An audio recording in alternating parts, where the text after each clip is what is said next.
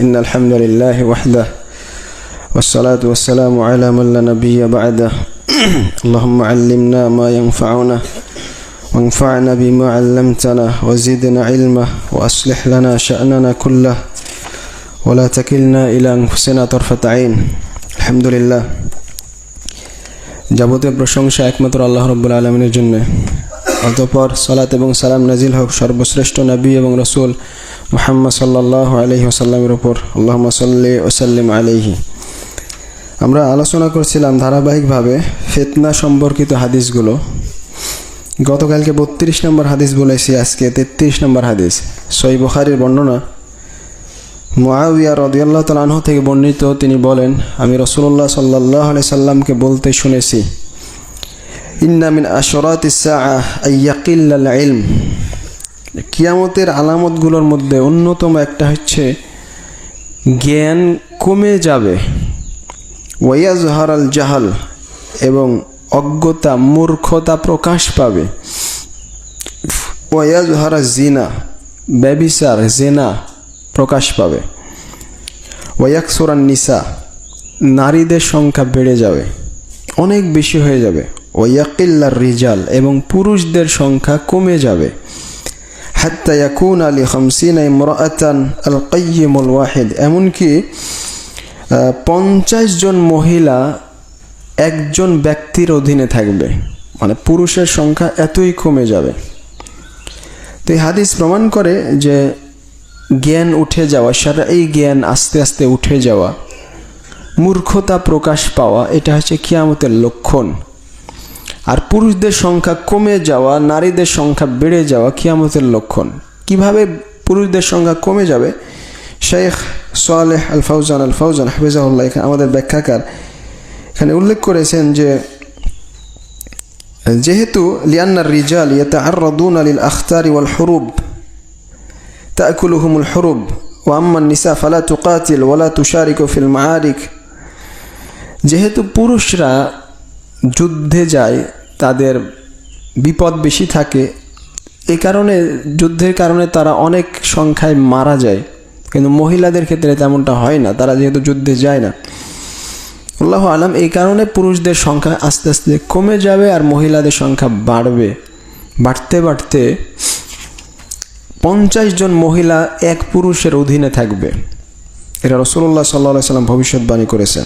34 নম্বর হাদিস, আবু মুসা রাদিয়াল্লাহু তাআলা আনহু বলেন, নবী সাল্লাল্লাহু আলাইহি সাল্লাম বলেছেন, লা ইয়াতিয়ান্না আলান নাসি জামান ইয়াতুফুর রাজুল বিসসাদাকাতি মিনাজ যাহাব, অবশ্যই মানুষদের কাছে এমন একটা সময় আসবে যে মানুষ স্বর্ণের সাদাকা নিয়ে ঘুরবে, সুম্মা লা ইয়াজিদু আহাদান ইয়াখুযুহা মিন, কিন্তু এই স্বর্ণের সাদাকা তার যাকাত গ্রহণ করার মতো কাউকে খুঁজে পাবে না, মানে ধন সম্পদ এতই বেড়ে যাবে।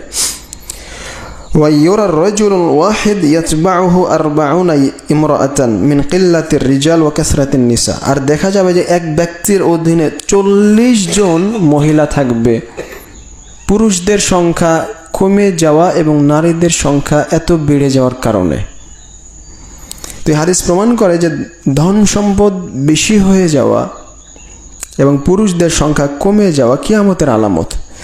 তারপরে হাদিস সহিহ বুখারীর বর্ণনা, ইবনে আমর রাদিয়াল্লাহু তাআলা আনহুমা থেকে বর্ণিত, তিনি বলেন, আমি রাসূলুল্লাহ সাল্লাল্লাহু আলাইহি সাল্লামকে বলতে শুনেছি, ইন্নাল্লাহা লা ইয়ানজিউল ইলমা বা'দা আন আ'তাকুমুহু ইনতিজাআন, যে আল্লাহ তাআলা তোমাদেরকে জ্ঞান দান করার পরে সেটা তোমাদের অন্তর থেকে ছিনিয়ে নেবেন না, ওয়ালাকিন ইয়ানতাজিউহু মিনহুম মা'a কবদিল উলামা'i বিইলমিহিম, বরং জ্ঞান উঠিয়ে দিবেন আলেমদেরকে উঠিয়ে নেওয়ার মাধ্যমে।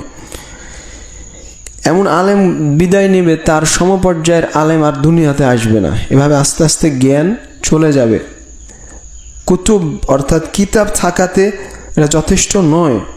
ফায়াবকা নাসুন জুহাল, তখন জাহেল অজ্ঞ মানুষরা অবশিষ্ট থাকবে। ইস্তাফতাউনা ফায়ুফতুনা বিরাইহিম, মানুষরা ওই অজ্ঞদেরকে নেতা হিসেবে গ্রহণ করবে, দিয়ে তাদের কাছে ফতোয়া জিজ্ঞেস করবে, তখন তারা বিনা জ্ঞানে ফতোয়া দিবে। ফাদাল্লু ওয়া দাল্লু, দিয়ে তারাও নিজেরাও গোমরা হবে, অন্যকেও গোমরা করবে। সাল্লাল্লাহু আলাইহি। শেখ সালেহ আল ফাউজান হাফিজাহুল্লাহ উনি বলছেন যে বর্তমান যুগে মানে চিন্তাবিদ, তারপর ডক্টর, এদের অভাব নাই। আর আমাদের সমাজে তো মানে সব আল্লামার অভাব নাই। আমাদের এলাকাতে যেগুলো মসজিদে যত খতিব সব আল্লামা, মানে এদের কাছে এমন কোনো মাসালা নাই যারা জানে না, সব বলবে ফতোয়া। কিন্তু পড়ালেখাহীন মুফতি এরা, কিন্তু সবই জানে। নাসাল্লাল্লাহু আল-আফিয়া। তো শেখ সালেহ আল ফাউজান বলছেন, আল ফাতওয়া ইউশতারাতু লাহাল ইলম ওয়া ইউশতারাতু লাহাত তাকওয়া ওয়াল ওয়ারা। ফতোয়ার ক্ষেত্রে শর্ত হলো জ্ঞান থাকা, তাকওয়া থাকা, পরেজগারি থাকা।